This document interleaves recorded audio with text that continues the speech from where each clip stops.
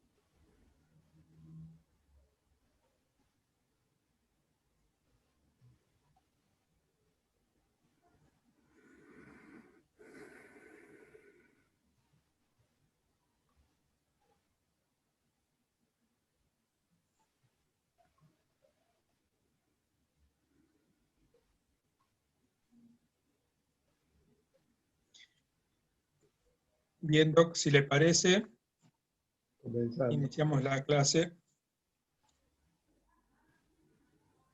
Bueno, buenas tardes a todas y a todos. No me resulta nada fácil iniciar la reunión antecedida por la muerte de una compañera de ustedes, colega. Yo no he tenido obviamente mucha relación con ella, ustedes seguramente sí. Por favor. ¿Cómo? Pero, ¿me escuchan? ¿Me hacen señas y me escuchan? Pero en mí no solamente remueve el sentimiento y el pensamiento por todas las colegas y los colegas que han muerto en estos días. Cuando digo colegas, incluyo no solamente a las médicas y a los médicos, sino a todos los trabajadores de la salud. Pero en mí también mueve el recuerdo de mi grupo de referencia en mi año de estudiante de psicología y de medicina, con todas las compañeras, compañeros que murieron, y todas y todos los que se exiliaron. En esa época de la Argentina, estoy hablando de la última dictadura militar, pero también de las anteriores, incluso uno de los pocos médicos argentinos que llegaron a ser presidente, un gran hombre, muy simple, que fue el doctor Ilia.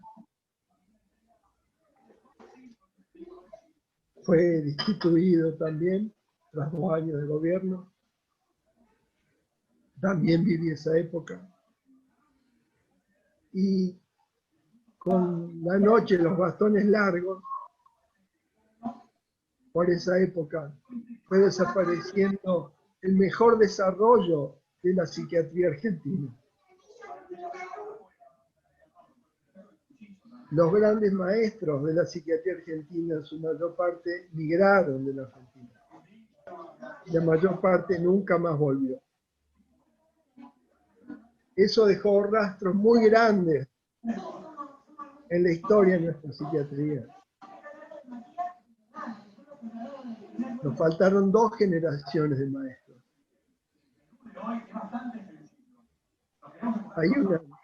Hay una voz que se escucha de fondo, alguien que está hablando, tiene un micrófono abierto. Por favor.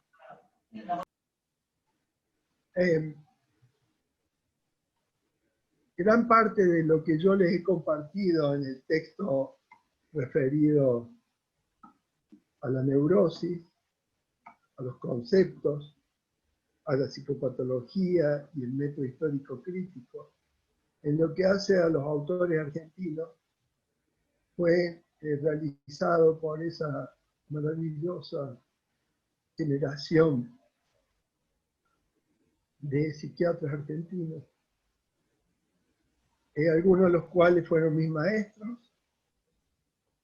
de los pocos que quedaron en Argentina, su mayoría en Buenos Aires, y a otros los pude conocer en Europa o en el resto de Latinoamérica años después.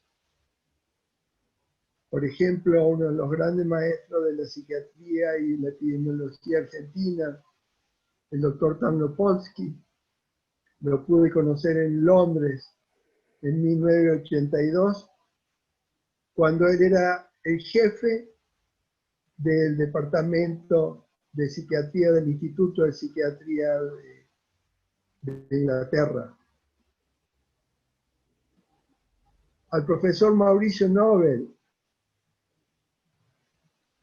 maestro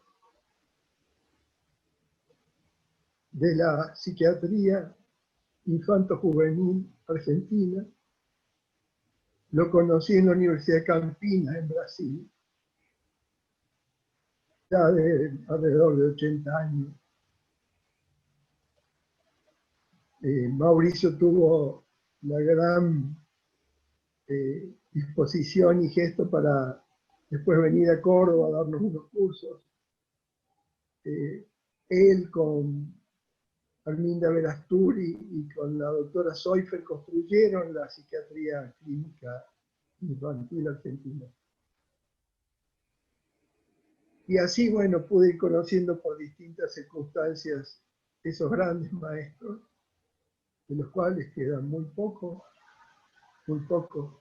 Muchos migraron a Francia, a Inglaterra, a Estados Unidos, una gran parte a México, y así se derrumbó todo ese gran nivel que tenía la psiquiatría clínica argentina y el gran desarrollo que se había hecho en nuestro país, en particular en referencia al concepto de neurosis. Ustedes discúlpenme, al principio me costaba mucho hablar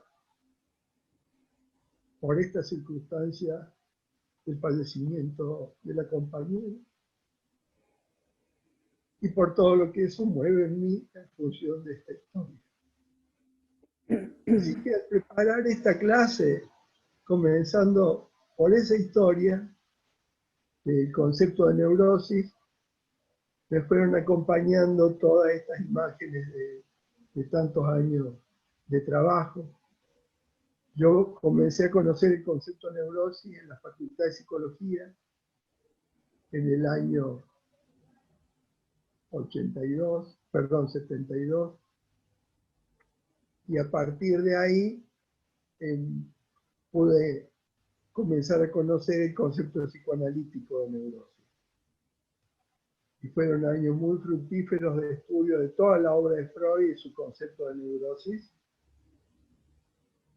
hasta que yo también migré, pero pude migrar de forma diferente a mis compañeros a Alemania, por suerte a poder estudiar en la clínica donde habían estado los grandes maestros de la psiquiatría clínica alemana, donde estuvo Kraepelin, donde estuvo Jasper, donde estuvo Meyer-Gross, Brule, Kurt Schneider. En esa clínica pude trabajar y aprender lo que se me había coartado en mi país. Por la destrucción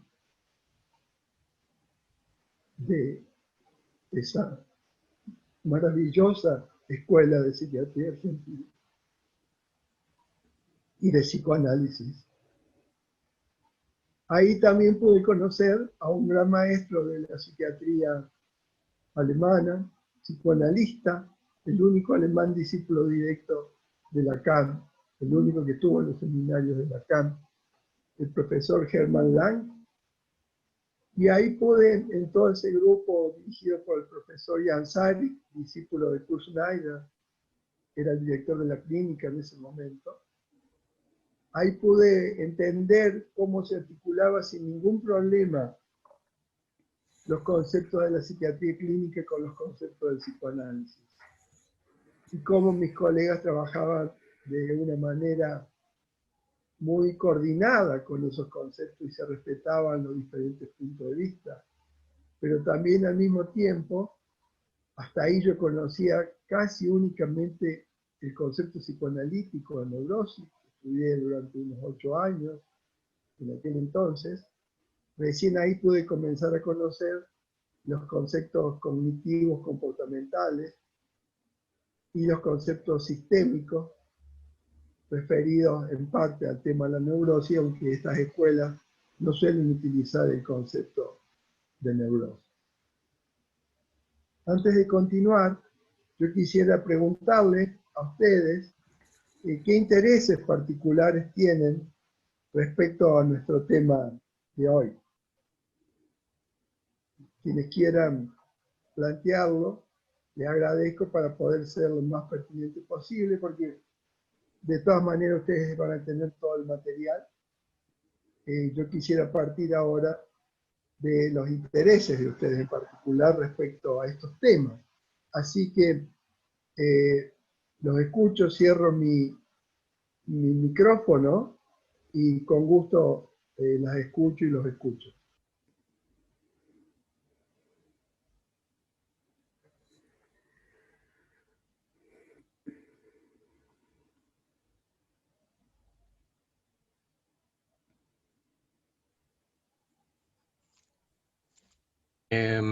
Hoy vamos a hablar un poquito de depresión. Vamos a hablar el próximo fin de semana de depresión. Hoy vamos a hablar del concepto de neurosis en general. Bien, a mí me interesa mucho lo que es los temas de la neurosis porque estoy en una ONG donde tratamos pacientes con todos estos trastornos, ¿verdad?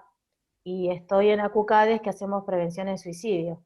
Entonces, la depresión y, bueno, y la ansiedad y todos estos temas para mí son muy, muy importantes porque, bueno, puedo ayudar en este grupo de voluntarios de Red Sanaria.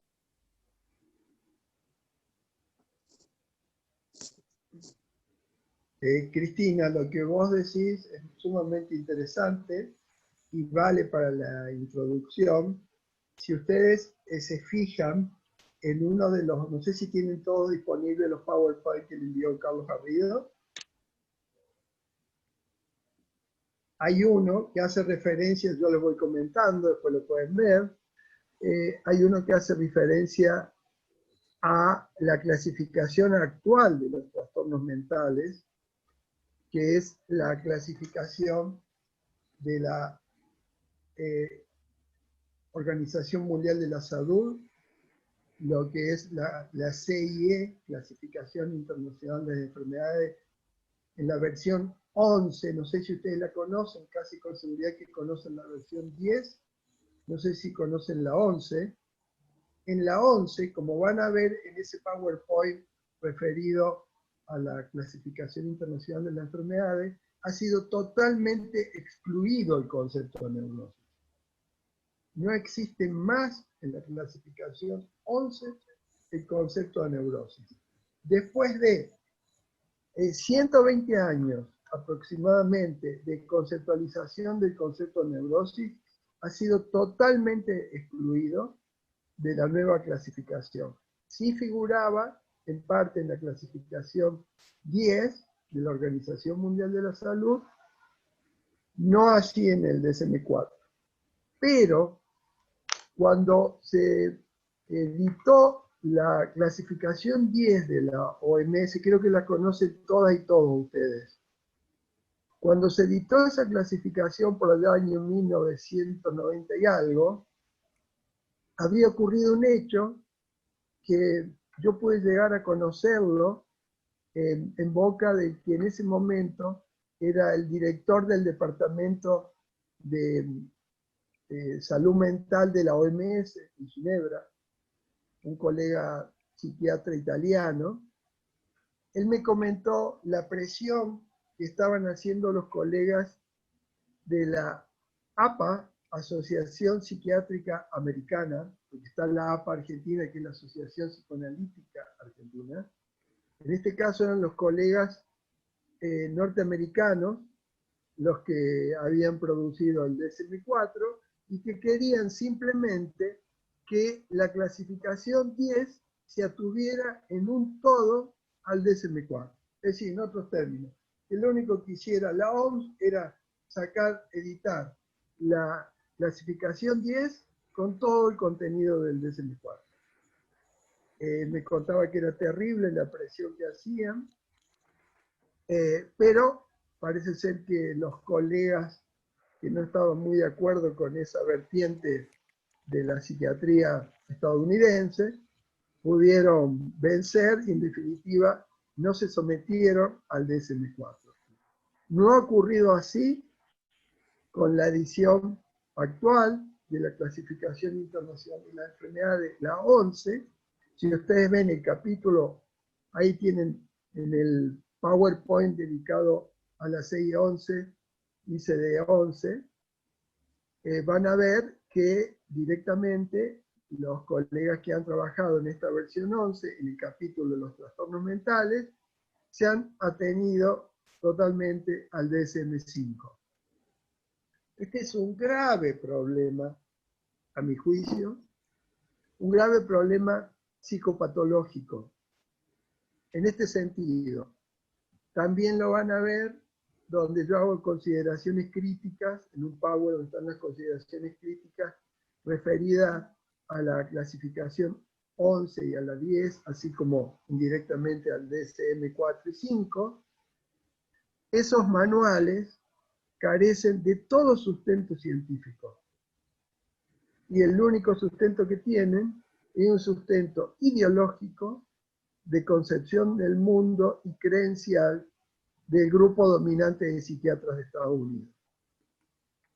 Esto tiene mucho que ver con lo que les mencionaba antes, porque en Argentina, a partir del grupo de psicoanalistas psiquiatras con notable formación psiquiátrica y notable formación psicoanalítica, como el caso de Pichot-Rivière, Blecher, Lieberman, Seufert, Nobel, Paz y tantos otros, de todos ellos la mayoría tienen material ustedes ahí.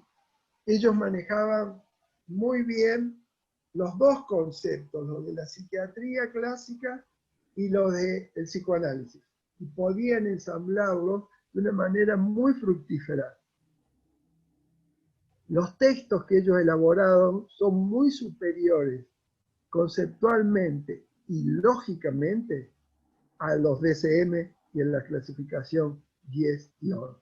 No obstante, todos nosotros tenemos que conocer en detalle la clasificación 11 y si ustedes quieren también el DSM-5. Habitualmente no hay ningún problema en expresar ciertos diagnósticos en esos términos. Lo que tenemos que tener en claro que eso no está fundado en los máximos desarrollos de la psicopatología. ¿Otras preguntas?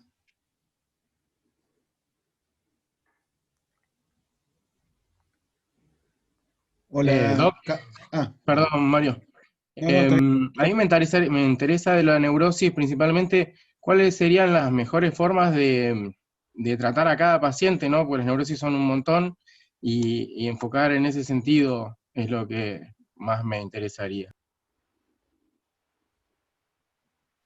Muy buena también tu pregunta, Cristian. Vamos a tratar de ir respondiendo. Yo me voy a basar en lo que está en lo que está escrito, para que ustedes vean, si ven, están compartiendo la pantalla conmigo los objetivos que yo me planteé, ¿verdad? Bueno, el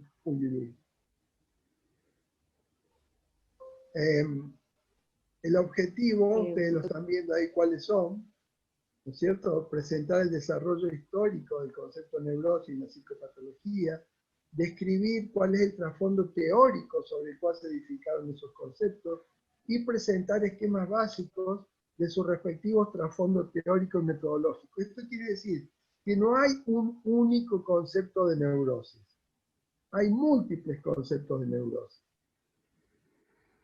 En la psicopatología ha sido incluida metodológicamente el concepto de neurosis ya en la psicopatología de Karl Jaspers, cuya primera publicación es del año 1913 y la última en 1946. En la última edición de 1946, ahí hubo algún agregado, y ya en la de 1949 se repitió exactamente lo mismo. En esa psicopatología, Jaspers sigue un concepto metodológico y lógico. Dentro de los métodos que él plantea desde el punto de vista psicopatológico, hay un método que es el de la nosología, en el cual está incluido la clasificación de las enfermedades mentales de acuerdo a cómo lo planteaba Jaspers. Ese método, la nosología, junto con la eidología y la biografía, pertenece a la captación de totalidades en la psicopatología. Ustedes van a encontrar, ahora vamos a ver cómo clasificaba Jaspers a las enfermedades mentales, y además de estar incluido en ese método que es la nosología, la cuestión de las neurosis en la psicopatología general de Jaspers la van a encontrar en el segundo método que él desarrolla, que es la psicología comprensiva, donde él estudia cómo lo psíquico surge de lo psíquico. Y ahí van a encontrar en particular los desarrollos referidos a la neurosis basados especialmente en la psicopatología psicoanalítica freudiana y en parte en la junguiana. Ahí tienen un esquema de los distintos métodos que siguió Jaspers en su psicopatología.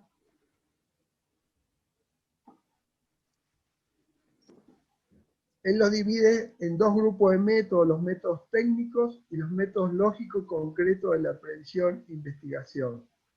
Y se dan cuenta que en el punto AB3, captación de las totalidades, en el punto AB3.1, ustedes tienen la nosología, y ahí están incluidas la clasificación de las enfermedades mentales. Pero en el punto AB2, exploración de las relaciones, ustedes tienen dos métodos, la psicología comprensiva y la psicología explicativa.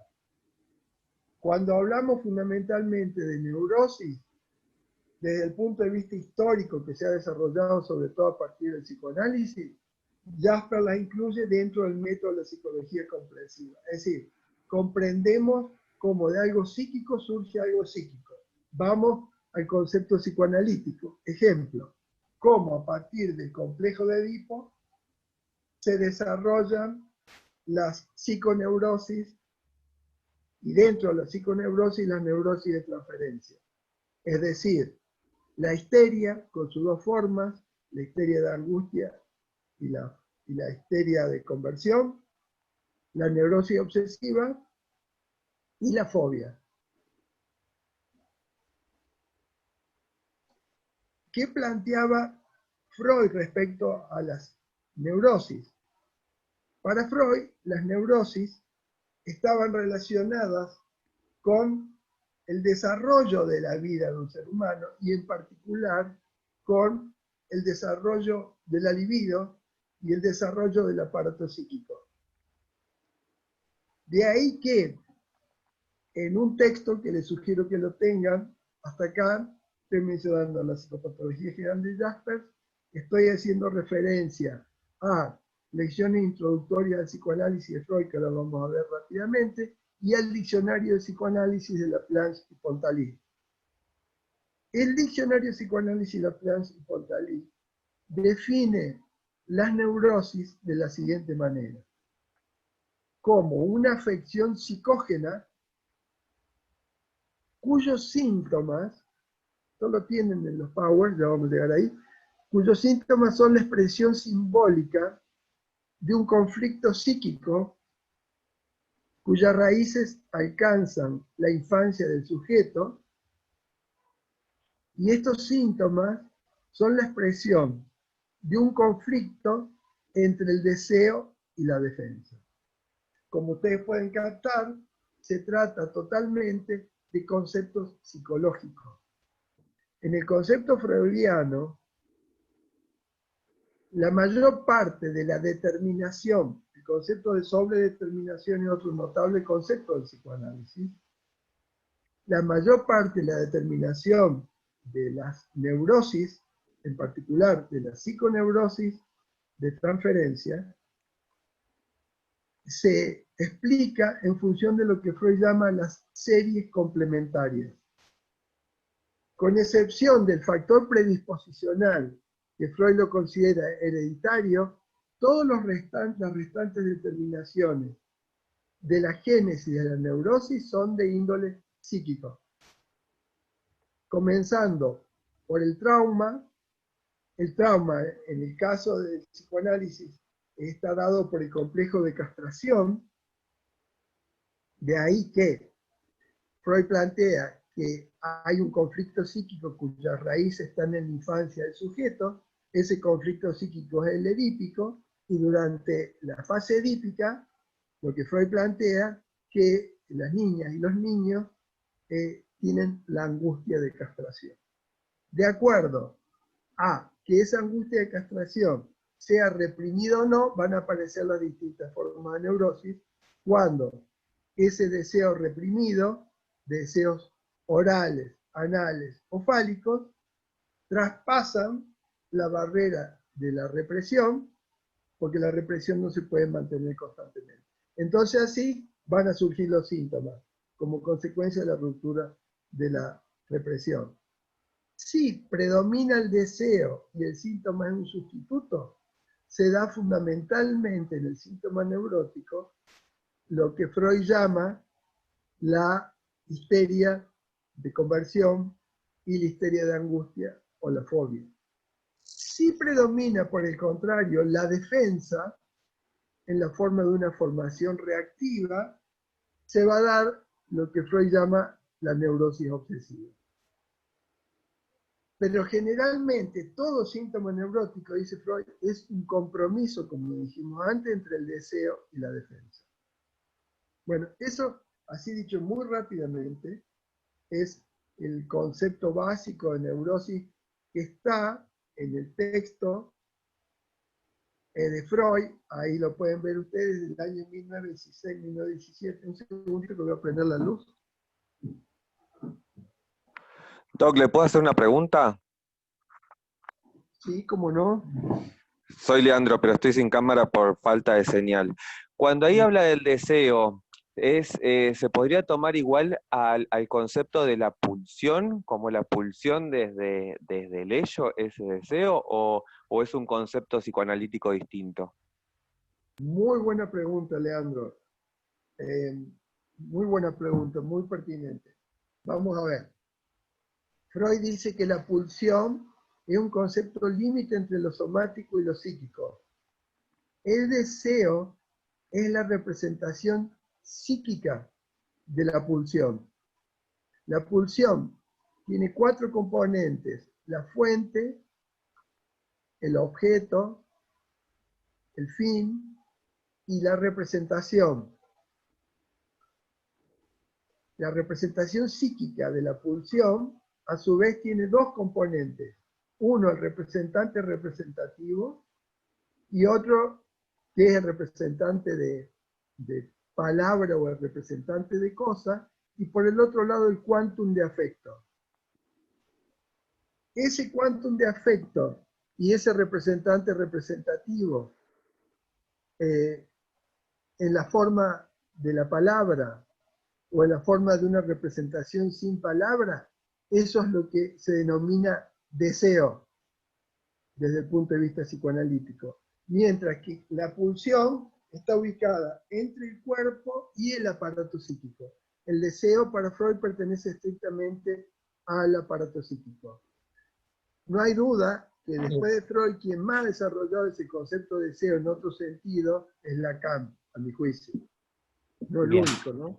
Pero lo ha desarrollado de una manera increíble. Entonces, el deseo es la pulsión en el aparato psíquico. Doctor Cornaglia. Sí.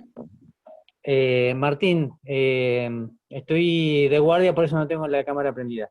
Yo siempre interpreté el concepto, como usted bien decía, ¿no? Entre lo psíquico y lo orgánico, lo somático, el deseo siempre lo interpreté como, interpretando también el concepto de Lacan, ¿no? Dentro del aparato psíquico está el deseo, la libido, que en Freud tiene una cuestión más energética, la libido, en Lacan no tanto así, pero siempre están dentro de la esfera de lo imaginario. En cambio, el goce o la pulsión, que son más somáticas, están siempre dentro del aparato de lo real. Pese a que pueden ser expresiones en algún punto hermanadas, a la distancia son totalmente distintas. O sea, el goce es más del soma y la libido, el deseo, es más de lo imaginario, es más de lo psíquico. Eso fue la interpretación que yo tuve. No sé si está acertada o no. Tiene el micrófono apagado, Doc. ¿Me escuchan ahora? Brevemente lo voy a decir por dos motivos. Yo no soy experto en Lacan, punto uno, y dos, porque no nos va a dar el tiempo, porque podríamos profundizarlo más aún desde Lacan, ¿no? Hasta donde yo conozco. Tenés razón vos que Lacan introduce una tríada de conceptos muy importantes, vos mencionaste dos, el del imaginario, o uno sobre todo, pero está el concepto del imaginario, lo real y lo simbólico, en un sentido diferente a que lo que plantea Freud de lo simbólico. Y esos tres conceptos de Lacan son muy importantes. Desde ahí él hace la conceptualización del deseo, pero, como vos muy bien también dijiste, Lacan deja más de lado el concepto de libido. La libido es el deseo desde el punto de vista económico en Freud. Para eso hay que tener en claro que la metapsicología freudiana tiene tres puntos de vista: el económico, el tópico y el dinámico. Desde el punto de vista tópico, vamos a considerar la libido, con los componentes que yo dije antes, de la fuente hasta su representación psíquica. Cuando está en el aparato psíquico es libido, y es el aspecto económico que carga todas las representaciones, según Freud. Y básicamente es el quantum de afecto, por eso es todo un lío. En definitiva, no es igual libido que deseo. El deseo es el concepto desde el punto de vista dinámico, la libido lo es desde el punto de vista económico. Es una diferenciación que hace Freud. En Lacan, eso, el punto de vista económico prácticamente desaparece.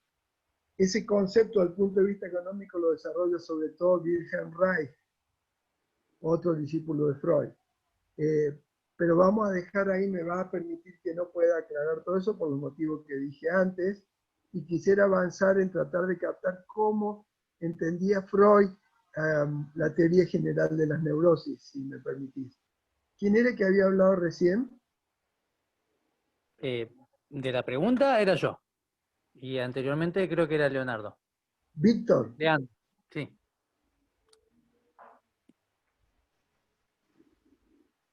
Bueno. Leandro o Víctor, me perdí ahí. Pero bueno, vamos a parar ahí si me permiten, ¿sabe? Es mucho más complejo el tema.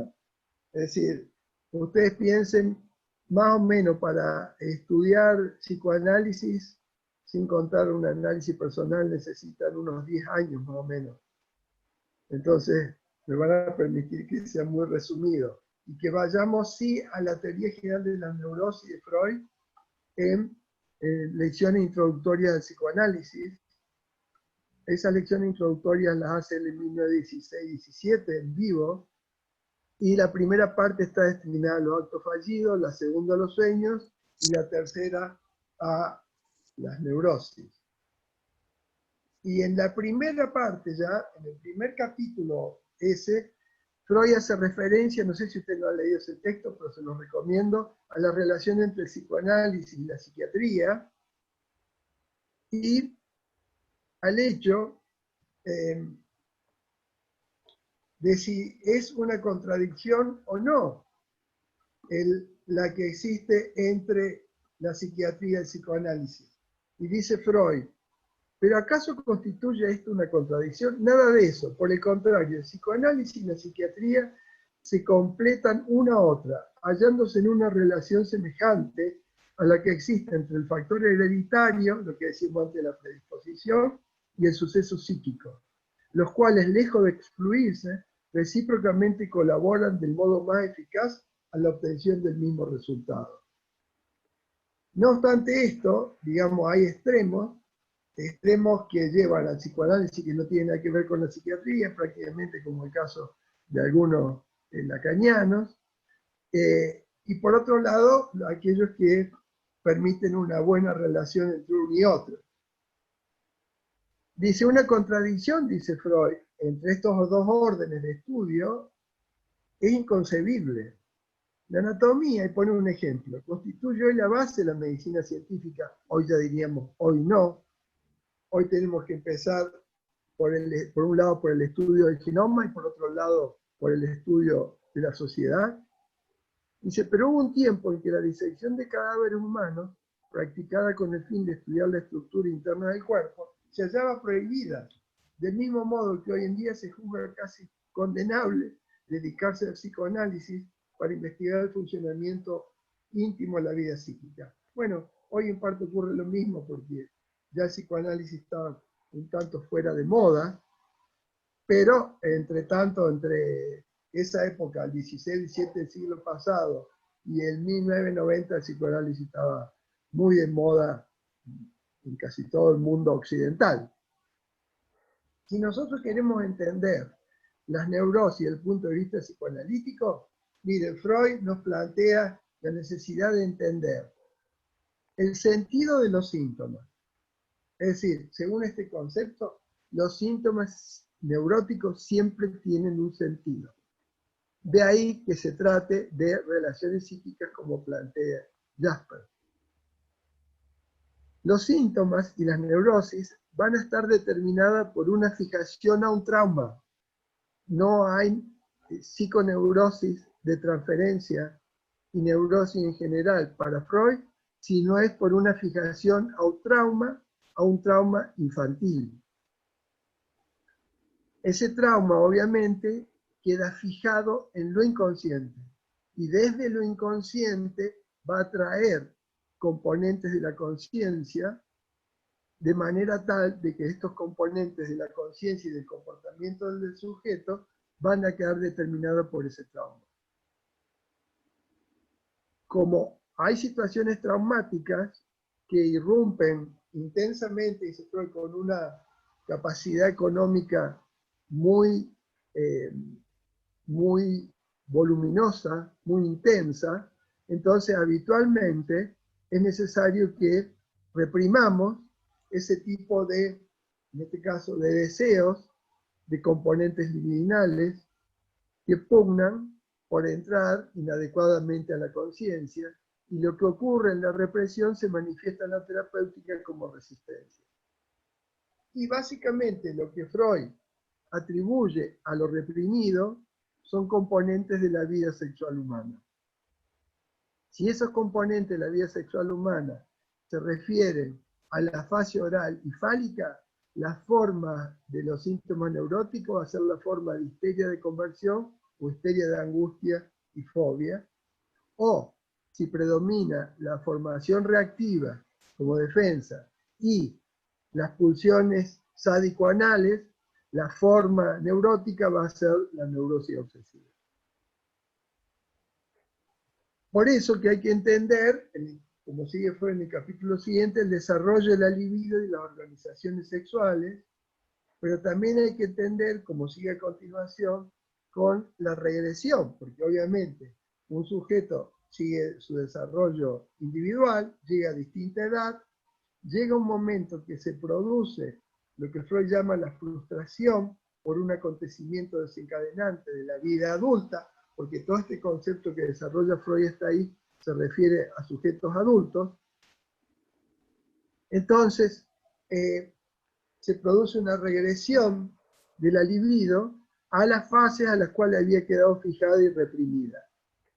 Como eso no es posible del todo, sí o sí se comienzan a formar síntomas porque se retorna lo reprimido, y eso es lo que Freud llama las vías de formación de síntomas, y luego así surge el estado neurótico corriente como una forma de defenderse de la angustia que emerge a partir del retorno de lo reprimido. Hasta ahí, lo que se refiere Freud de las neurosis se refiere a la psiconeurosis de transferencia, las que antes había mencionado.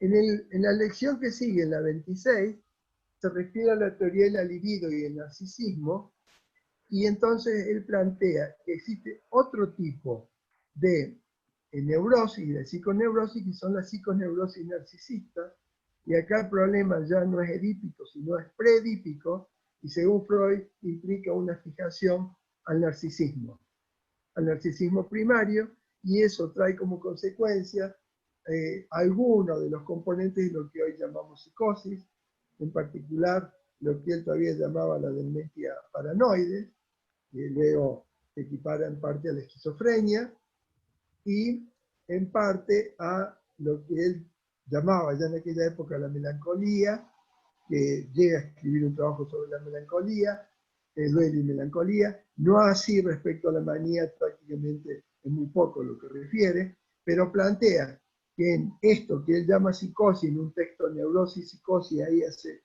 la división bien clara, no implica una fijación a los problemas edípicos, sino una fijación a la fase narcisista, que es la primera fase del desarrollo humano. En los dos casos se refiere a dos mitos, o el mito de Narciso o el mito de Edipo. Él decía que había que transformar la mitología en metapsicología, y esa metapsicología llevada al campo de la psicopatología daba como resultado estos dos grandes grupos. Ahora, referido al primer grupo, las neurosis de transferencia, él las va a estudiar en función del contexto psicoanalítico de la transferencia y de la contratransferencia. Por eso le llama neurosis de transferencia también, por oposición a las psiconeurosis narcisistas, en la cual, de acuerdo a lo que planteaba, no había transferencia. Concepto que a posteriori otros psicoanalistas, entre ellos Paul Feder y sobre todo uno del último periodo de Benedetti, plantearon que no era así, que también en la psicosis hay otro tipo de transferencia. Yo voy a saltear todo esto que estoy salteando ahora y voy a detenerme un momento en el concepto de series complementarias que de forma sintética muestra la teoría de la causación de las neurosis en Freud. Él dice que hay una disposición por fijación de la libido. Esa disposición es en función de ciertos componentes heredados. Este es el componente que un compañero aludió hace un rato, totalmente somático, corporal, y tiene que ver con la herencia. En la definición que yo di antes de Laplace, dice, cuando dice neurosis, dice afección psicógena, y a mi juicio es un error de Laplace y Pontalis, porque en el concepto psicoanalítico está el concepto de disposición por fijación de la libido, y ahí está incluida la herencia, como vimos lo que mencionaba Freud recién de la relación entre psiquiatría y psicoanálisis, y no solamente el componente psicógeno, que sí tiene que ver ya con los sucesos accidentales del adulto, la situación traumática, que para Freud es siempre vinculada al complejo de castración, en las psiconeurosis de transferencia, y como consecuencia de la unión de estos dos componentes, se forma la constitución sexual, perdón, me equivoqué, la constitución sexual con los sucesos infantiles determina la disposición por fijación de la libido, más los sucesos accidentales del adulto y los traumáticos van a determinar la causación de la neurosis. Repito, entonces, constitución sexual y suceso prehistórico, ahí está el componente hereditario, y eso es lo que produce la disposición por fijación de la libido, en conjunto con los sucesos infantiles. Es decir, lo hereditario con los sucesos infantiles, referido específicamente al complejo edípico, producen la fijación, y más los sucesos accidentales del adulto desencadenan, en definitiva, lo que, según el psicoanálisis, emerge como neurosis. Ese es el concepto freudiano, después ustedes lo pueden leer, y yo les aconsejo que lean ese texto completo de lecciones introductorias del año 16-17, y el que sigue del año 32, que son otras lecciones que le llaman nuevas lecciones introductorias. Pero vamos a ver, aproximadamente por la misma época, un poco antes, 1913, nos situamos en Jaspers, en la división de las enfermedades, los esquemas diagnósticos, dentro de lo que veíamos que es la nosología. El esquema diagnóstico que plantea Jaspers es totalmente diferente, y vamos a ver dónde están incluidas las neurosis. Fíjense que Jaspers distingue tres grupos, y esto ha continuado así hasta hoy en la psiquiatría clásica de habla alemana, en Alemania, en Suiza y en Austria. El primer grupo son las enfermedades somáticas conocidas como perturbaciones psíquicas. Y ahí están las enfermedades cerebrales, las afecciones corporales con psicosis sintomática y la intoxicación. Todo esto lo van a encontrar desarrollado en la psicopatología general de Jaspers. El segundo grupo, los tres círculos de las grandes psicosis. Interesante, porque Jaspers incluía acá la epilepsia genuina, la esquizofrenia. Él menciona tres tipos, pero Bloiler ya en 1911 había hablado de 4 tipos. Ahí falta, no sé por qué, la esquizofrenia simple. Y las enfermedades maníaco-depresivas. Kraepelin había desarrollado el concepto ese de enfermedad maníaco-depresiva.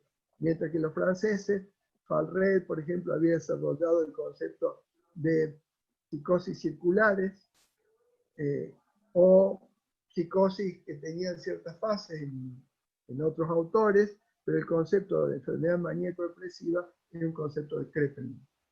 El tercer grupo es la psicopatía. Fíjense que ese concepto de psicopatía no tiene nada que ver con el concepto que utilizamos nosotros actualmente, y ese grupo comprende las reacciones anormales independientes que no tienen lugar sobre la base de afecciones de los grupos 1 y 2, es decir, son reacciones.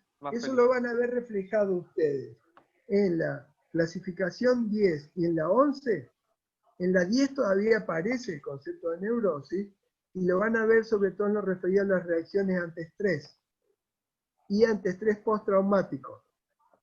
Eso es lo que, de alguna manera, en aquella época ya se llamaban reacciones anormales. Doctor, ¿Sí? ¿por qué incluye Jaspers a las epilepsias genuinas dentro de las grandes psicosis? ¿Quién está hablando? Juan José Sáez, Juan José, de Neuquén. Muy buena tu pregunta. Hay un autor contemporáneo que es Post, P-O-S-T. Les sugiero que ustedes lo puedan incluir en alguna lectura, lo buscan en Google, Post, y ponen, ahí buscan epilepsia y trastornos bipolares y lo van a encontrar. ¿Por qué? Porque existen. Ubiquémonos en el año 1913, no estaba el electroencefalograma, no había resonancia, no había radiografías todavía del encéfalo, no estaba la encefalografía gaseosa, que estaba todavía en la época cuando yo estuve en Alemania en el 80. Entonces, ¿qué observaban ellos? Que había formas de la epilepsia que tenían síntomas que eran parecidos a síntomas de la esquizofrenia o la enfermedad maníaco-depresiva. Tal es así que tanto Bloiler como Kraepelin, Bloiler cuando desarrolla el concepto de esquizofrenia y Kraepelin de enfermedad maníaco-depresiva, hacen referencias a ciertas manifestaciones similares a la epilepsia. Hasta donde yo sé, es por eso el motivo que él lo ha incluido. ¿Me explico? Sí, sí, Ahora, muy claro. si nosotros lo pensamos de hoy es muy interesante porque en el concepto nuestro actual no hay enfermedad de las llamadas mentales que no tenga que ver con el funcionamiento cerebral. Lo que Claro. pasa que está esa división inútil, cada vez menos sustentable científicamente, entre lo que es la psiquiatría y la neurología. Es decir, los neurólogos estudian las perturbaciones estrictamente de los tejidos y del funcionamiento eléctrico, y nosotros básicamente los trastornos de transmisión neuroquímica. Tendríamos que hablar de una neuropsiquiatría. Yo creo que sí. De ahí todos los desarrollos de la neuropsiquiatría, de la neuropsicología. No hay vuelta que darle en eso. Ahora, hay que tener cuidado en caer en un extremo reduccionista. Eso no es más complejo, ¿no? Pero vamos a continuar con la psicopatía, ese grupo. Luego siguen las neurosis y los síndromes neuróticos. Ahí está incluida las neurosis. En el grupo de la psicopatía, cosa que para nosotros ese nombre sería insólito que estuviera incluido en ese grupo, y las personalidades anormales y su desarrollo. Esta clasificación la retoma Kurt Schneider en el año 50 y algo, ahí en Heidelberg, la transforma un poco, y luego uno de los autores que ustedes van a ver, un austríaco, es Werner, Peter Werner. Hay un esquema extraordinario de que tienen el material. Bueno, vuelve a hacer referencia a este esquema tripartito. Se opone al esquema bipartito de los franceses, como el RIEI, que ustedes van a ver. Ahí hay otra cuestión vinculada a la cuestión de neurosis, incluye los conceptos psicoanalíticos en su concepto órgano dinámico. Y ahí, en esa clasificación que hace ahí, él divide las enfermedades mentales en sus formas agudas y crónicas. Entonces, hay formas neuróticas agudas, neuróticas, por ejemplo, de las formas crónicas que son las neurosis en el sentido que lo decía Freud. Como se estarán dando cuenta, hay muy diferentes clasificaciones. Esas clasificaciones en las cuales está incluido el concepto de neurosis no son mutuamente excluyentes. Hay que reubicarlas metodológicamente, y para eso es útil dejarse llevar de la mano de la psicopatología general de Jasper, que es toda una obra de índole metodológico y que permite no trabajar con un concepto de mutua exclusión de las teorías, sino de ubicación de las teorías en función de lo que cada teoría puede. En el psicoanálisis post-freudiano ya hay otro desarrollo, el de Melanie Klein, que implica incluir el concepto de posición. Dos posiciones, la primera la esquizoparanoide y la segunda la depresiva. Y esto tiene que ver con un cambio muy importante en el psicoanálisis, que es comenzar a estudiar niños. Porque todo lo que decía Freud, lo que vimos de Jaspers, estaba fundado en el estudio de adultos. Incluso Freud, cuando plantea el caso Juanito, un caso de una fobia, él se basó en lo que el padre de Juanito le decía para todas sus interpretaciones psicoanalíticas. La posición esquizoparanoide está ubicada, según Melanie Klein, en los primeros 5 o 6 meses de vida, mientras que la posición depresiva está ubicada a partir de los 6 meses. Eso va a hacer que entre la fase de la libido y las posiciones comiencen a emerger distintos tipos de formas neuróticas. Ustedes ven que acá, en Melanie Klein, aparece la posición depresiva, cosa que no estaba conceptualizado en Freud, Freud en general hablaba de la melancolía, no de la depresión, y en parte esto corresponde a los desarrollos en el campo de la psicopatología con el concepto de neurosis depresiva. No es que sea exactamente lo mismo, me refiero a que empieza a emerger el concepto de depresión tanto en el psicoanálisis como en la psicopatología psicoanalítica. Perdón, en la psicopatología general. En 1945, un psicoanalista, Fennikel, escribe un gran texto en donde resume hasta 1945 todos los aportes psicoanalíticos. Y fíjense la clasificación que él escribe de las neurosis traumáticas que Freud había tomado como modelo para su concepto de psiconeurosis, después la psiconeurosis y las combinaciones en el punto E de neurosis traumáticas y psiconeurosis. Obviamente, en el concepto psicoanalítico que hablábamos de defensa y de deseo, siempre vamos a tener que tener en cuenta los motivos de la defensa, los mecanismos de defensa frente al deseo y cuáles son los síntomas clínicos para entenderlo desde el punto de vista psicoanalítico que plantea Fennikel.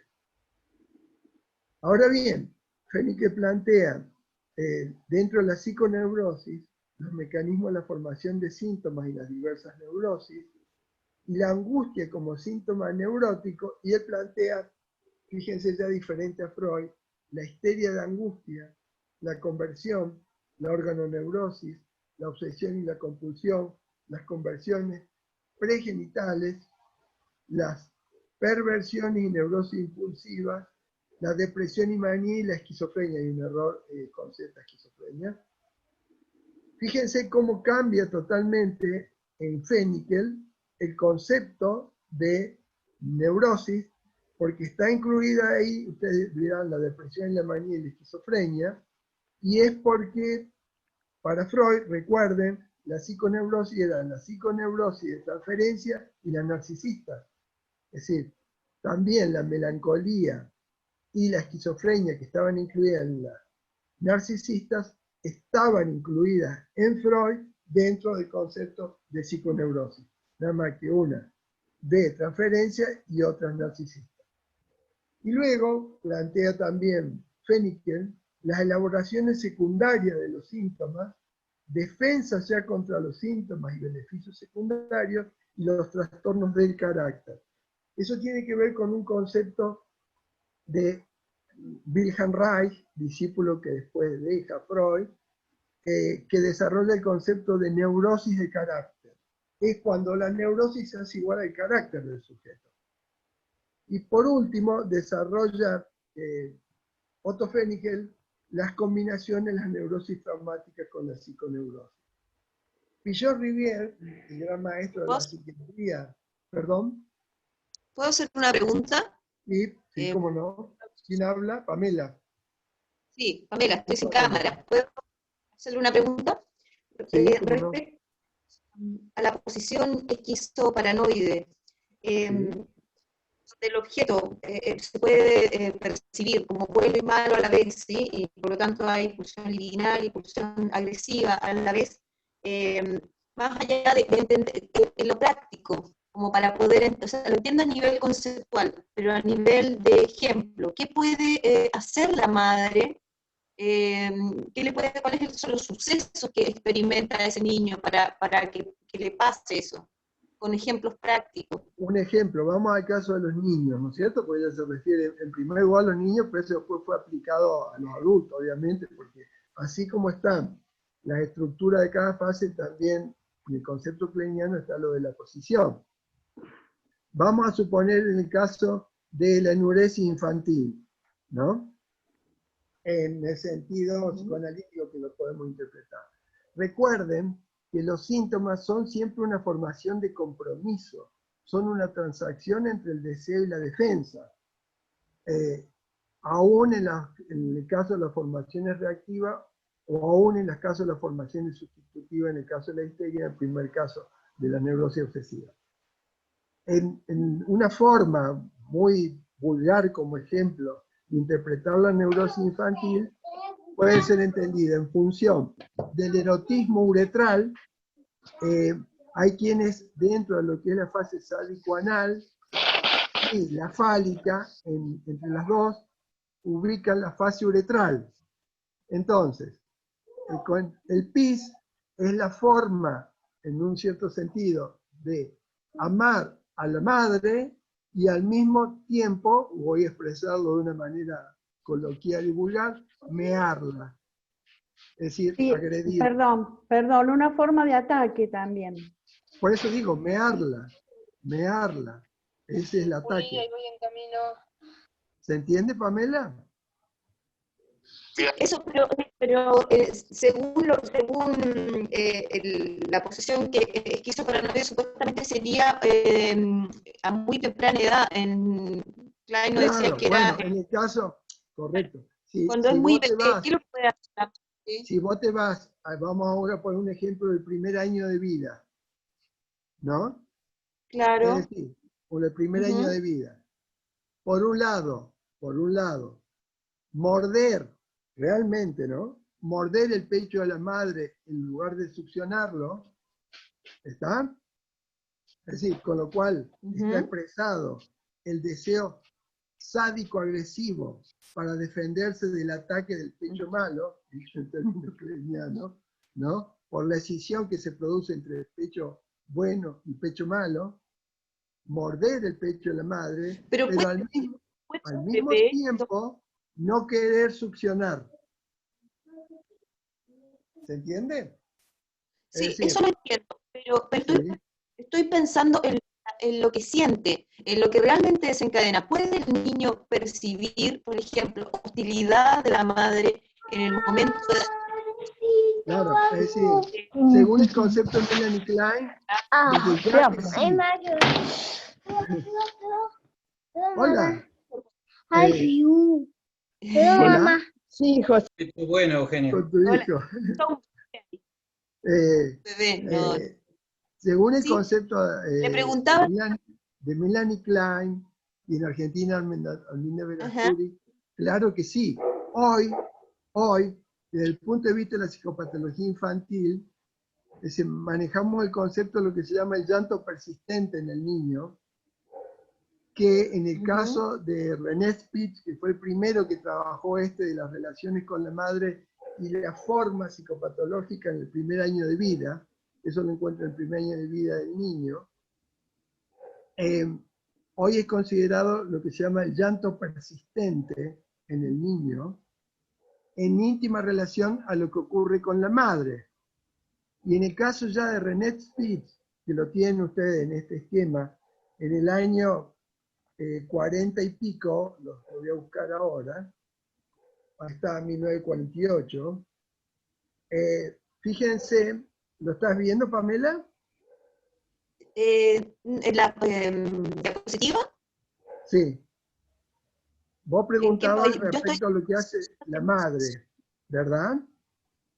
Fíjense cómo René Spitz hizo este extraordinario estudio, aunque no un santo, porque esto lo estudió a partir de niños de orfanatos de Centroamérica. En Estados Unidos no se lo dejaban hacer.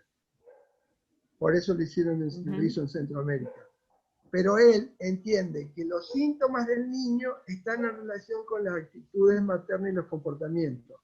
Entonces, él clasifica... Eso donde dice que es materna, exacto, en esa diapositiva. Bien. Entonces, él clasifica a los síntomas del niño en función de los trastornos cualitativos, es decir, en las actitudes maternas y los comportamientos, y en la carencia afectiva emocional prácticamente parcial o total por el lado de la madre. En el caso de los orfanatos no hay madre. Bien. Bueno, entonces fíjate que en la repulsa primaria activa, decía, por parte de la madre, corresponde en el niño los vómitos del recién nacido. En el caso de la repulsa primaria pasiva, es decir, una madre que no le da bolilla al hijo, al contrario a la primera, que le puede hasta pegar, gritar, tratarlo mal corporalmente, ¿no? Hasta el coma del recién nacido. En el caso de la solicitud primaria ansiosamente exagerada de la madre, los cólicos del primer trimestre, en la hostilidad disfrazada de angustia al exenio infantil, en las oscilaciones rápidas entre el mimo y la hostilidad agresiva, la hipermotilidad y el balanceo, en el salto de humor cíclico de la madre, los juegos fecales en el niño, y en el caso de la hostilidad conscientemente compensada, el hipertímico agresivo de Wolfram. ¿Hola? Disculpe, doctor, ¿cómo que una madre que es hostil conscientemente compensada? ¿Cuál es ahí no me queda claro, ¿qué es lo que haría?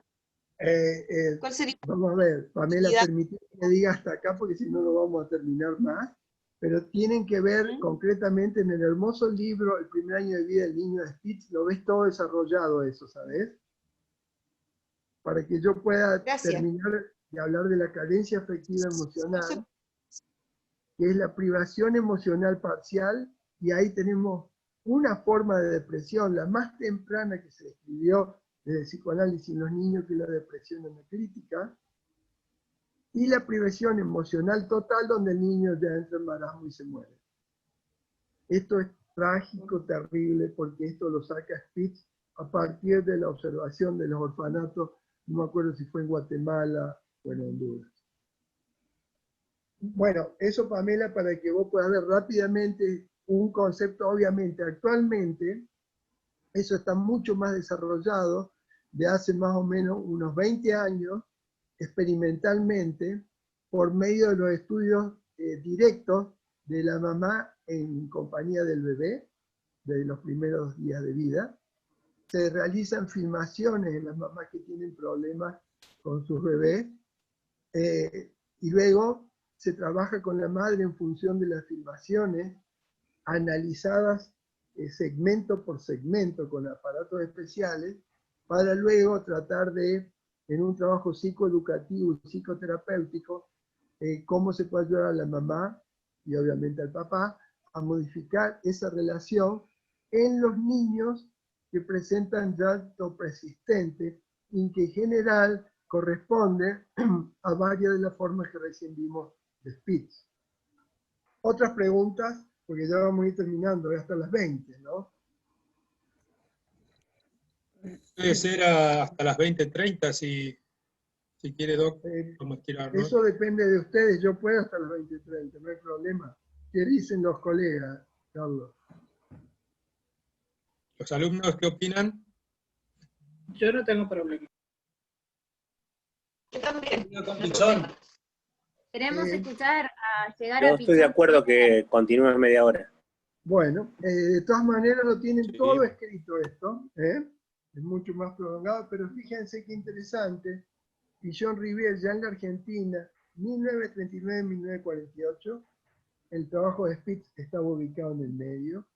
En las clases que él daba en uno de los hospitales psiquiátricos de Buenos Aires, perdón, era en el Borda, empezó a introducir el concepto de la psiquiatría infantil cuando prácticamente nadie en Argentina lo desarrollaba, y él planteaba 3 vías de aproximación a la psiquiatría infantil: la genética, la estructural fenoménica y la dinámica. Eso está basado en parte en el concepto psicoanalítico, pero va más allá del concepto psicoanalítico estrictamente freudiano, porque recordemos que en el concepto de Freud metapsicológico estaba el punto de vista dinámico, el económico y el tópico. Fíjense que acá no aparece mucho el concepto económico, como también decíamos que en Lacan no aparece, ¿no? Yo les planteo esto porque en realidad Freud planteaba que la neurosis del adulto tiene que ver o está determinada por una neurosis infantil.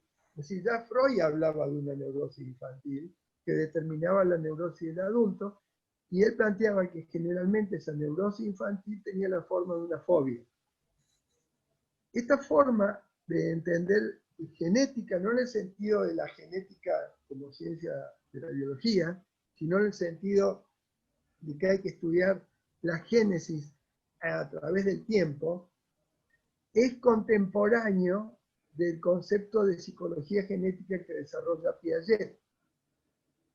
Piaget no fue discípulo de Freud, pero sí fue discípulo de Bleuler, en Suiza, que creó el concepto de esquizofrenia, quien a su vez trabajó en conjunto con Freud.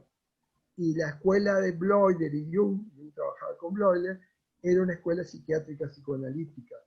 Fue la primera psiquiátrica psicoanalítica del mundo, en Zúrich. Entonces, la otra la estructural fenoménica y la otra la dinámica. Y fíjense lo que decía Pichon, textualmente, ¿no? La psiquiatría del niño aporta elementos para la comprensión genética del adulto. Nosotros tenemos muy escindido lo que es la psicopatología infantil de la psicopatología del adulto, pero en esta extraordinaria concepción psicoanalítica, ya freudiana, ya en Spitz y en Pichon-Rivière en la Argentina, estaba planteado que para entender las cuestiones de los adultos tenemos que entender la de los niños, y piensen que si hablamos en Freud de la fijación a las fases de desarrollo de la libido en el conflicto edípico, sea oral, sádico-anal o fálico, o la fijación narcisista, ya Freud estaba haciendo referencia que había que tener en cuenta un concepto que él llamaba dinámico, y que su hija, Anna Freud, también comienza a llamar genético, como también lo hace Pichon-Rivière. Y ahí ustedes van a ver que también Pichon nos plantea la necesidad de un análisis estratigráfico de la historia de la psiquiatría infantil. Y en un primer periodo, dice recién, fíjense, comienzo del siglo XX, se comienza a pensar psiquiátricamente en el niño. Es decir, Freud había llegado hasta un análisis indirecto de Juanito, a través de su padre. Anna Freud, su hija, y Melanie Klein, junto con otra colega, que no me acuerdo del apellido, rusa, son las primeras que comienzan a trabajar con el psicoanálisis del niño. Y la psiquiatría recién ahí también a comienzos del siglo XX. Un segundo periodo, dice, se hace algo a favor del niño, en particular en las comunidades infantiles. Este hacer a favor de los niños lo hacen con instrumentos de la familia y de escuela, por lo tanto se comienza ya el psicoanálisis de niños a incluir a la familia. Y eso va a ser muy importante para los futuros desarrollos de la escuela sistémica y de otras escuelas de terapia familiar y de psicopatología referida al niño y a la familia. En un cuarto periodo se trabaja con los niños considerando los sujetos en la operación correctora. Eso ya tiene que ver con Melanie Klein, con Anna Freud, porque ellas ya empiezan a trabajar directamente con niños. Y el quinto periodo, trabajo con el grupo en el que está incluido el niño, con un enfoque que implica un análisis psicosocial, sociodinámico e institucional. Extraordinario este concepto de Pichon-Rivière. Voy a ir hasta ahí. Después ustedes pueden leer todas las formas que él plantea. Y vamos a pasar a 1953.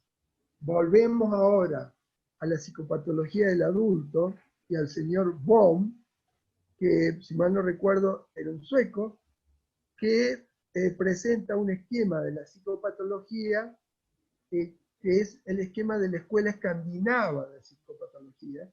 También hay una escuela que hace grandes aportes a la psicopatología de las neurosis y de la psicopatología en general y de la terapéutica. Ustedes recuerden que uno de los primeros psiquiatras, fue el primero, que utilizó el litio en la terapéutica, fue un dinamarqués. Así como hubo también otros australianos que, sin conocerse, utilizaron el litio por primera vez en la psiquiatría. Miren el esquema que plantea Bohm cuando escribe su manual de Rorschach. Esto está en un manual dedicado exclusivamente, es uno de los manuales más completos que hay, a la técnica de diagnóstico proyectivo, en este caso con el test de Rorschach. Es el test más importante dentro de todos los test proyectivos que se creó en el campo de la psicología. Fíjense cómo están incluidas acá el conjunto, dentro del conjunto de las enfermedades mentales, cómo va a haber incluidas las neurosis. Por un lado, él las clasifica a todas las enfermedades mentales, las predominantemente dependientes de la herencia, endógenas en sentido amplio. Ese concepto del endógeno está en Freud, pero el concepto de clasificación de los trastornos mentales de endógeno y exógeno es sobre todo alemán, sobre todo de Bonhoeffer. Eso está incluido en la psicopatología ya. Y por otro lado, las preferentemente condicionadas por el ambiente, exógenas, reactivas o psicógenas en sentido amplio. Fíjense que acá el concepto de psicógeno es diferente a lo que veíamos en Freud y en Laplanche, cuando decían que las afecciones psicógenas cuyos síntomas son la expresión simbólica de un conflicto psíquico que nace en la infancia del sujeto y los síntomas representan una formación de compromiso entre el deseo y la defensa. Acá, lo psicógeno incluye lo exógeno y lo reactivo. En el primer grupo, fíjense que tenemos dos subgrupos, endógenos en sentido estricto y constitucionales, que entre paréntesis el autor le llama psicopáticas. Y dentro de las condicionadas por el ambiente, están incluidas, hay otro grupo, pero están incluidas las psicorreactivas, las fóbicas, las exógenas en sentido estricto. Dentro de las psicorreactivas, las neuróticas o psicógenas, y ahí incluye la neurosis angustiosa simple, las fobias y las anancásticas. Las anancásticas corresponden a los síntomas de neurosis obsesivos. Las histéricas, las caracterógenas. Estancamiento y represión de la agresión por fijaciones orales o anales, en el caso de las caracterógenas. Y las exógenas, somatógenas, fíjense que incluye ahí las poencefalíticas, las exógenas psicógenas, neoreactivas, le llama él, aflicción normal, reacciones ambientales, reacciones depresivas, enfermedades orgánicas, sean del corazón, del estómago, de los ataques, etc. Bueno, ¿qué le quiero demostrar con esto?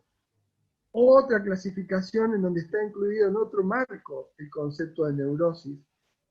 Se van a tener que acostumbrar a entender que hay muy distintas clasificaciones en las cuales está incluido el concepto de neurosis y que en definitiva las dos listados, porque no son clasificaciones que le llaman así, de la OMS, la ONCE y el DSM-5, que no se llama clasificación, sino criterios diagnósticos, han excluido totalmente el nombre y el concepto de neurosis. Pero vuelvo a insistir, el concepto de neurosis tiene una larga historia. En esa historia también se incluye otro discípulo de Freud, que es Viktor Frankl. Viktor Frankl, muy joven, se adhiere a Freud, luego a Adler, un discípulo de Freud, y luego hace su propia escuela que se llama logoterapia. En este texto, Teoría y terapia de las neurosis, que es del año 56, pero publicado acá en el 92, fíjense que él hace un planteo muy extraño para nosotros hoy. Él tiene en cuenta tres componentes de la vida humana: el noético, el psíquico y el somático. Y el noético va a, digamos, actuar desde el punto de vista de lo que genera en un sentido noógeno, que a su vez influye en lo psicógeno, y lo que él entiende por noógeno es la vida espiritual. Entonces él habla de neurosis noógenas, sin neurosis que están determinadas por dificultades, límites, restricciones en la vida espiritual. Pero además, él también plantea conceptos de neurosis somatógenas y no solamente psicógenas. Como pueden ver en este concepto, a la izquierda dice etiología, somatógena y psicógena, Sí, la sintomatología fenopsíquica, la somatógena de psicosis, si es psicógena la neurosis, fenosomática, enfermedad en el sentido banal de la palabra, somática. Y fenosomática, en ese sentido general, neurosis orgánica. En definitiva, como también ya estaba planteado de Freud, porque estaba el concepto de la fijación a lo hereditario, hay dos polos, el psicógeno y el somatógeno. Y entonces, en función de eso, de si es mayor el componente psíquico, va a hablar de la neurosis psicógena, si es mayor el somático, la somatógena. Y dentro de esa somatógena, miren qué interesante, él va a incluir un grupo de pseudoneurosis con tres grupos. El Basedoudi, es decir, en la enfermedad de Basedow, el adenoide, en la enfermedad de Addison, y el grupo tetanoide, relacionado obviamente con el tétano, y fíjense cuál es el monosíntoma psíquico que él atribuye al primer grupo, al segundo y al tercero. Y cuáles son los hallazgos objetivables, estamos hablando del año 56. Y cuál era la terapéutica de elección a la derecha. Sea como sea, es interesante que ustedes van a tener que hacer más de una vez diagnóstico diferencial con manifestaciones de hipertiroidismo, de hipotiroidismo. De Addison a mí me tocó en una sola oportunidad, que yo recuerde, hacer ese diagnóstico diferencial, y mucho menos con el grupo tetanoide, aunque ahí nos aproximamos a todo el problema de la relación con la epilepsia que habíamos visto en Jaspers. Pero acá ahí nos introduce Viktor Frankl un concepto que hasta donde yo sé es el único que lo ha desarrollado y que tiene enorme valor desde mi punto de vista conceptual y en la práctica clínica, que es el concepto de neurosis iatrógenas. Es decir, las neurosis generadas por el médico. Si bien Freud de alguna manera hablaba ya del concepto de neurosis de transferencia, y en el concepto de transferencia está incluido el de contratransferencia, por lo tanto, el médico como co-constructor de los síntomas que aparecen durante el tratamiento, eso era claramente freudiano, el concepto de contratransferencia.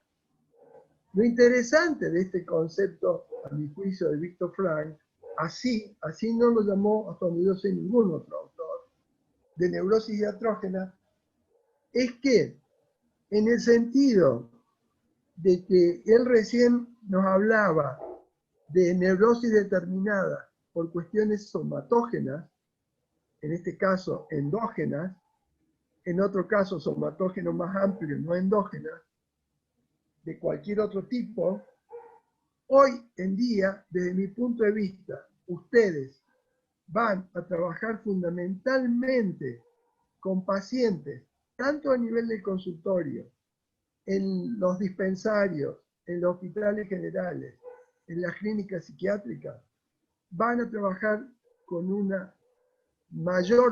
el mayor porcentaje de pacientes que atiendan con casos de neurosis iatrógenas somatógenas.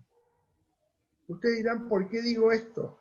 Porque la mayor parte de los pacientes que van a llegar a las consultas a ustedes como psiquiatras son pacientes que han pasado por colegas clínicos, internistas de diferentes especialidades, o aún por diferentes psiquiatras. Algunos desde la infancia, la adolescencia y también en la adultez.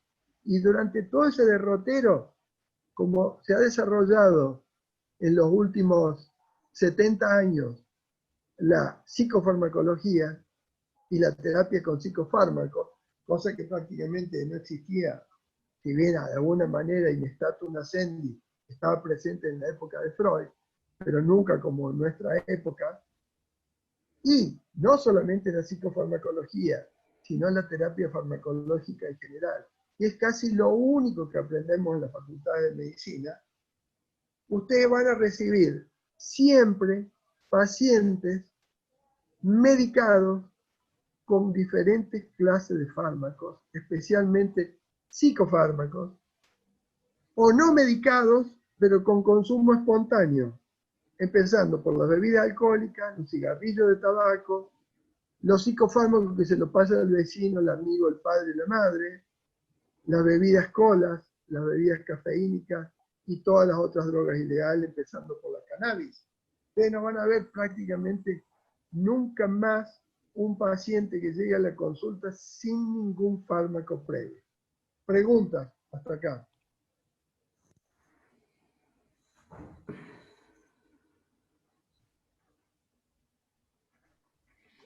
Carlos, en el caso, Mario, hola. Sí. En el caso del concepto de neurosis iatrogénicas de Frankl, la implicancia práctica actual en relación a esto, digamos, que vos planteas como una problemática de época, ¿no? ¿Qué implicancia práctica ves vos que tiene, digamos, reconocer esta situación? Implicancia práctica, la siguiente. Vamos a suponer que eso es otro problema que voy a plantear ahora. Vamos a suponer que ese ser humano que llega a la consulta es un joven de 20 años. Vamos a suponer que quien llega a la consulta es una mujer en la menopausia. Vamos a suponer que es una persona anciana entre los 70 y los 90 años. Es decir, estamos hablando de jóvenes adultos, aunque hoy se consideran adolescentes, y de adultos. La mayoría de todos ellos, la mayoría, con seguridad, ha bebido bebidas alcohólicas. Y bebe. También la mayoría. Digo, ha bebido el 90%. Bebe al momento de la consulta y seguramente entre un 60 y 80%. Un 30% de esos que van de los 20 hasta los 80 años son fumadores de cigarrillos de tabaco. Alrededor de un 40, 50 o un 60% de quienes llegan a las consultas, ustedes también van a tener benzodiazepinas. Más de uno de ellos, además, va a estar tomando, muy posiblemente, algún omeprazol o algún protector gástrico o alguna otra droga para trastornos intestinales, o va a estar con beta bloqueante o con drogas cardiológicas, obviamente tanto más años tengan. Si son mujeres jóvenes van a tener anticonceptivos, la mayoría de quienes siguen ustedes, y así sucesivamente, por lo cual tienen que incluir siempre, además de lo que ha sido el proceso supuestamente libre de toda asimilación de cualquiera de estas cosas que se llaman genéricamente sustancias y mal conceptuadas como sustancias, ustedes van a tener en cuenta, van a tener que tener en cuenta, 1, ¿cuál es la herencia? 2, ¿qué pasó durante el embarazo? Ya van a ver por qué. 3, ¿qué pasó del embarazo hasta la actualidad? Es decir, toda la biografía. Hasta que ese ser humano comenzó a recibir, vamos a suponer, a partir de 18 o 20 años, fármacos, no solamente psicofármacos. Porque si ustedes se fijan en cualquier fármaco que recibe un ser humano, en los efectos adversos, no solo como están puestos en los prospectos en Argentina, sino como sabemos que ocurre por cualquier estudio experimental, no hay fármaco que no afecte al sistema nervioso. ¿Entienden? Pongamos un ejemplo muy simple. Los anticonceptivos. Observen en los prospectos, en los efectos adversos colaterales, en el componente referido estrictamente a trastornos psiquiátricos y a sistema nervioso. Si ustedes no hacen ese recorrido, no van a poder despejar qué corresponde a lo exógeno, y esto es totalmente exógeno, está impuesto desde afuera, en primer lugar por la industria farmacéutica y luego por nuestra formación, no por maldad, y qué es lo endógeno. Ahora bien, lo exógeno siempre se asimila a la forma de lo endógeno. Es decir, El mismo fármaco, supongamos, una benzodiazepina que entra en un ser humano con el genoma A, va a dar síntomas relacionados con el genoma A. El que entra con un genoma B, síntomas relacionados con el genoma B, y así sucesivamente. Pero la totalidad de los síntomas que se dan por esas interacciones se van a dar, una parte de ellas, por el hecho de que se trata de una molécula benzodiazepínica, pero fundamentalmente por la interacción de esa benzodiazepina con el neurotransmisor, ejemplo, los GABAérgicos. Entonces muy probablemente esa persona se la dieron porque no dormía, va a llegar a la consulta a ustedes porque no duerme a pesar que toma, pero además está, dice, nervioso, está con angustia, con lo que llamamos ataque de pánico, etcétera, etcétera, o trastorno en la piel, lo que fuera. Pero el problema es más grave todavía, porque en los estudios realizados en el mundo, pero acá en Argentina, en particular por dos grupos extraordinarios, uno vinculado a el grupo de Córdoba, dirigido por Juan Carlos Molina, el trastorno fetal alcohólico prenatal, ya estudiado a partir del año 60 y pico, les va a determinar a ustedes problemas para toda la vida, muy diversos, desde formas oligofrénicas a formas más leves.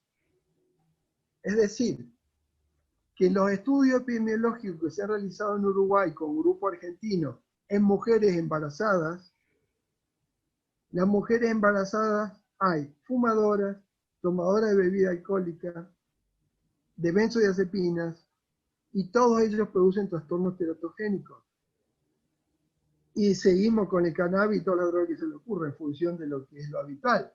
Pero ustedes piensen lo siguiente, un bebé que nace en un ambiente de fumadores, aún hoy hay padres que fuman en ambiente cerrado, inhala los componentes del cigarrillo y recibió intraútero bebidas alcohólicas, humo de cigarrillo, tabaco, a veces benzodiazepina, cannabis, etc. Es decir, la población que ustedes van a estudiar no tiene nada que ver con la que yo comencé estudiando en el principio de mi estudio psiquiátrico en Argentina.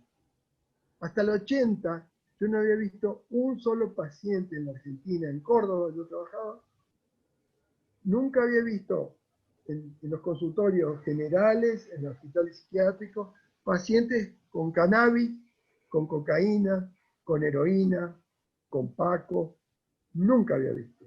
Cuando yo llegué a Alemania, me despaché en la sala de la clínica psiquiátrica de Heidelberg con los pacientes con cannabis.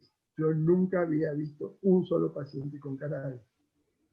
Tampoco sabía que ya en el año 39 un colega psiquiatra de la clínica había estudiado por primera vez todos los trastornos psiquiátricos con cannabis. ¿Qué les quiero decir con esto? Tienen que estudiar en detalle con pacientes de cualquier edad, una historia clínica que por algo lleva el nombre de historia, que como está explicado, como está planteado en la realización de la historia clínica, tiene que ir desde el embarazo hasta el momento de la consulta. Por lo tanto, es una historia clínica. Cada vez menos hacemos historias clínicas. Y tanto el DSM como los CIE llevan en parte a eso, porque ahí desaparece toda la patogenia y toda la etiología.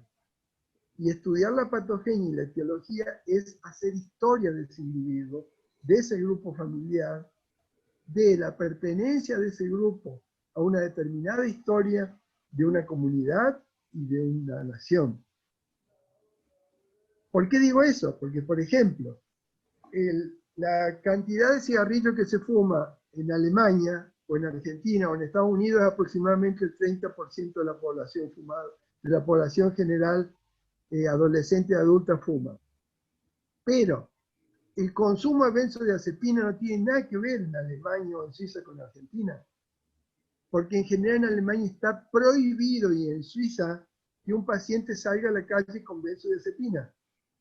Y más aún, el clonazepam, tan vendido y distribuido en la Argentina, En Suiza, en Alemania, prácticamente ningún psiquiatra lo conoce, porque la única indicación que tiene el clonazepam en Suiza, en Alemania, en Austria, especialmente en los países del norte de Europa, no es decir tanto en España, no sé en Italia, es para cierto tipo de epilepsia.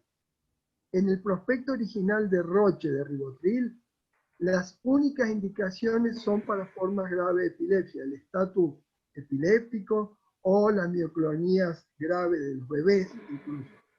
En Argentina es para tutti quanti. Y lo mismo pasa con el alprazolam, que en Estados Unidos sí está más o menos planteado como en Argentina. En Europa prácticamente no lo utilizan, pero sí utilizan un equivalente que es el lorazepam. El lorazepam es la benzodiazepina más aplicada en las clínicas psiquiátricas europeas, no como entre nosotros el clonazepam y el alprazolam. En síntesis, si ustedes no estudian la historia de asimilación de sustancias, una buena parte indicada por los médicos, lamentablemente, no por maldad, lo vuelvo a repetir, y la otra, porque está en nuestra cultura, a través de una historia, pero una cultura que asimila mucho más de lo que asimila las poblaciones del norte. De paso, recordemos que si hay un escotoma en el psicoanálisis, es el del mismo Freud. Freud trabajó para la empresa Merck. La empresa Merck introdujo la morfina, introdujo la cocaína y introdujo la cannabis como terapéutica.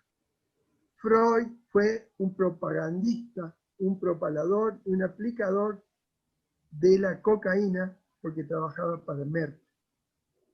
Consecuencia de eso murió uno de sus mejores amigos, morfinómano, a quien le indicó la cocaína para sacarlo de la morfina. Él creía eso, pobre. Cuando Freud comienza a crear el psicoanálisis, lo hace en ruptura con lo que le había pasado con Merck y la muerte de su amigo, y eso está incluido en el sueño que él interpreta él mismo, el sueño de la inyección de Irma. Es decir, Europa, Centro Europa, es responsable con toda esta industria farmacéutica, Merck y Roche son dos ejemplos, de que hoy nosotros en la clínica psiquiátrica Argentina, que hablo de nuestro país, vamos a ver generalmente pacientes con benzodiazepinas y las industrias que producen productos tabáquicos, empezando por la Philip Morris inglesa, son los responsables del 30% de la población que vamos a ver de fumadores en nuestras consultas. Son los responsables de todos los daños cerebrales de los niños desde el embarazo. Muertes programadas. ¿Cómo? Muertes programadas. En parte, porque dan mucho beneficio. Entonces, si bien Frank no se refiere específicamente ahí a las neurosis diatrógenas en el sentido que yo lo estoy diciendo, sino que se refiere a componentes estrictamente de orden psíquico determinados por el médico, o el psicólogo, o la psicóloga, o la médica, es un gran mérito, a mi juicio, del psicoanálisis, te adelanto que no soy psicoanalista, haber captado que la contratransferencia determina la evolución de la enfermedad. Y ese planteo lo hace muy claramente Pichon-Rivière entre nosotros. El médico, el terapeuta, el psicoterapeuta es copartícipe de la evolución de la enfermedad. No es ajeno a la evolución. Ese concepto, ahí está en el concepto de neurosis diatrógena. Y yo creo, bueno, que vamos terminando con esto. No nos da tiempo, obviamente, pero ustedes tienen todo el material y en la próxima reunión del viernes que viene, donde nos vamos a dedicar más específicamente a depresión, tal vez me puedan hacer otras preguntas, pero antes de cerrar, con gusto escucho alguna pregunta de ustedes y quizá algún comentario de si más o menos les ha servido de algo lo que les he ido planteando.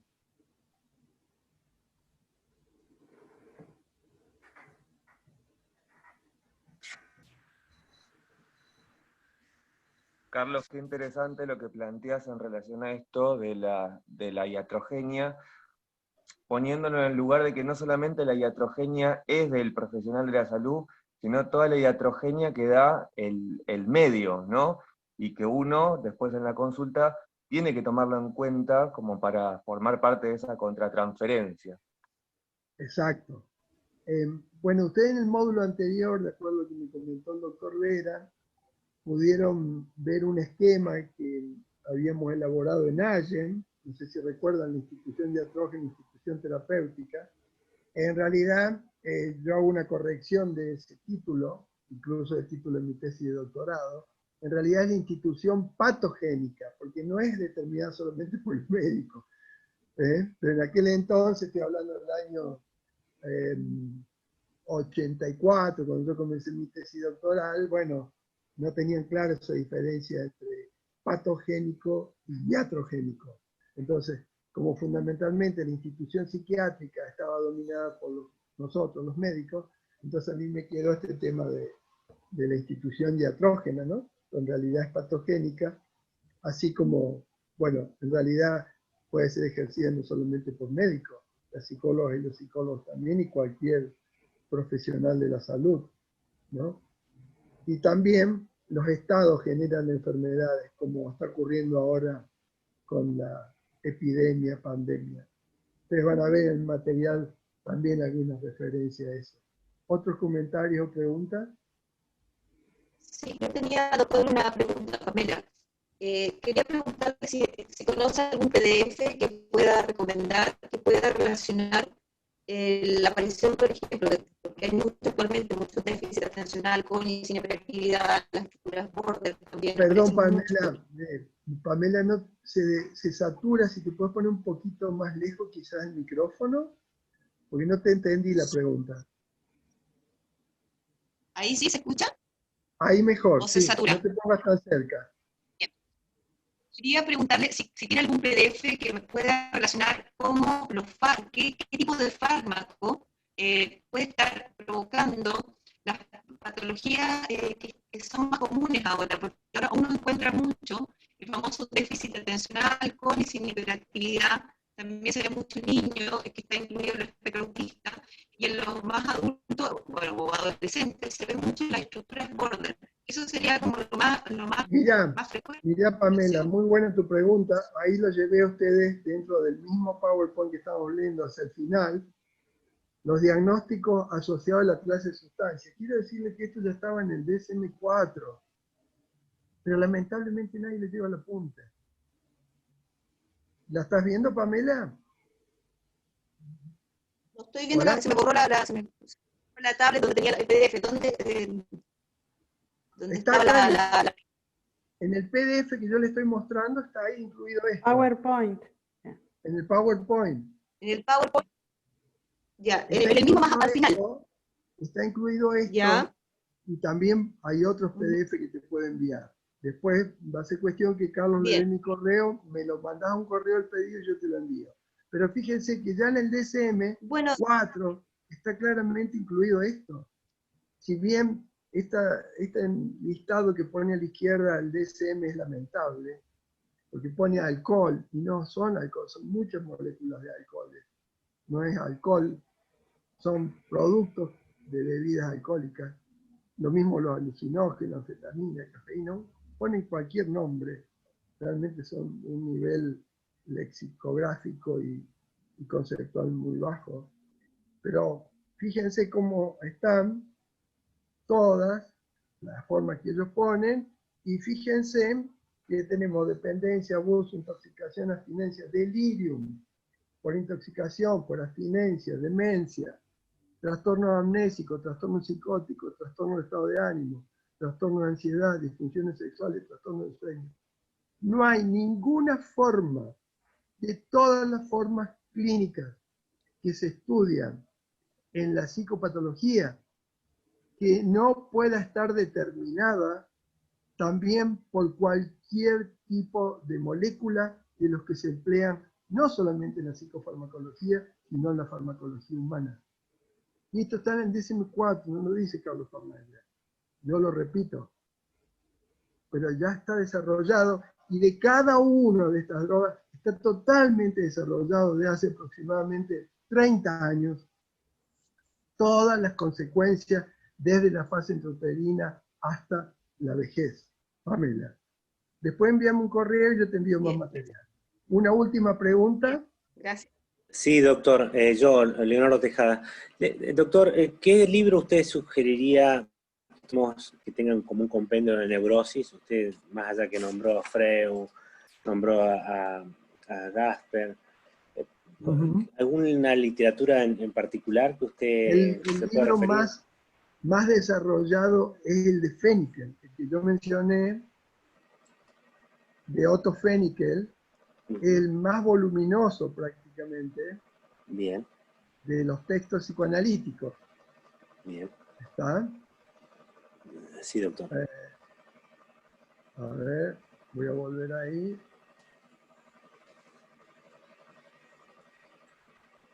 Quizá usted lo nombró, yo empecé media hora más tarde por eso. Ah, bueno. Quizás No, ahí no lo puedo ver. Ahí lo vas a ver, un segundito. Lo tienen todo ahí. Y lo estamos viendo en la pantalla, doctor.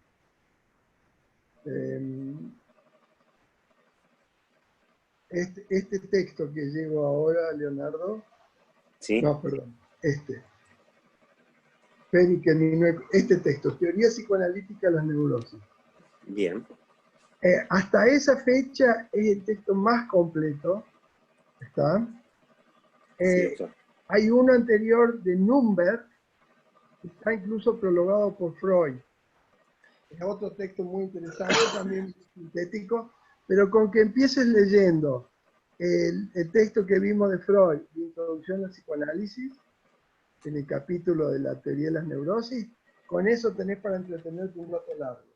Bien, doctor, y este texto de Otto, de Fennikel, ¿se encontrará en la web?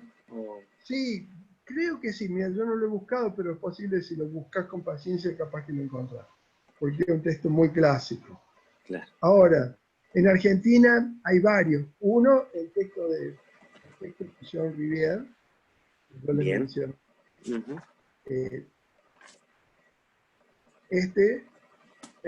La psiquiatría, una nueva problemática, del psicoanálisis y de la psicología social.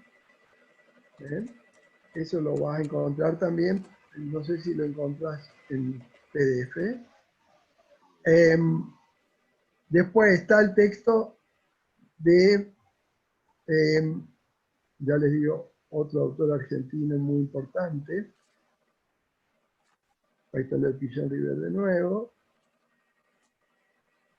Paz,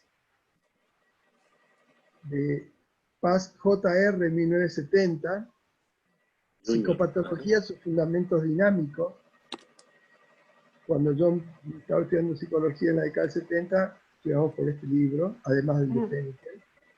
Es el cuadro que él presenta.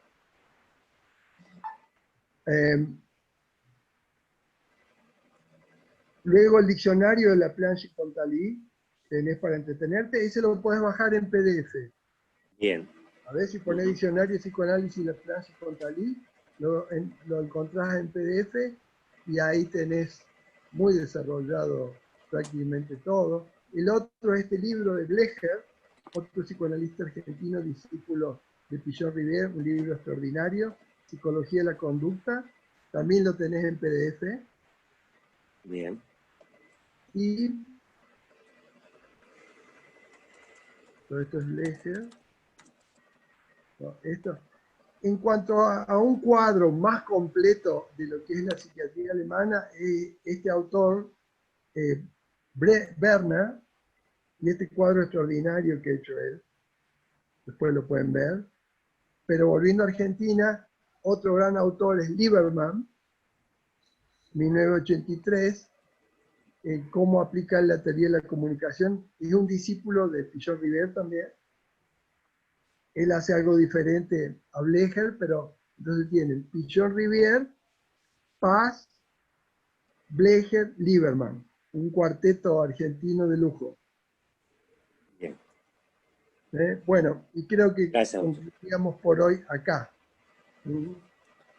Perdón, una consulta, Carlos. Yo no ¿Quién sé habla? si Mario habla. Ah, Mario, sí.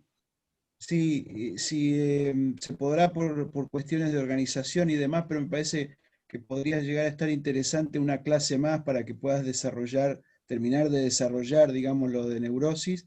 No sé si se podrá o no, consulto. De mi parte no hay problema, eso lo tienen que arreglar con el doctor Vera, a ver cómo quieren organizarlo. Él me pidió esto para hoy y para el viernes de presión. Hay otro texto, Leonardo y Mario, que les aconsejo, que es la Enciclopedia de Psiquiatría de Vidal, Alarcón y Lolas. A los tres los he conocido personalmente, tanto Vidal como Lola. Lola es chileno, Alarcón peruano, Vidal argentino, ya murió Vidal. Lola y Alarcón creo que vive, Alarcón está en Estados Unidos.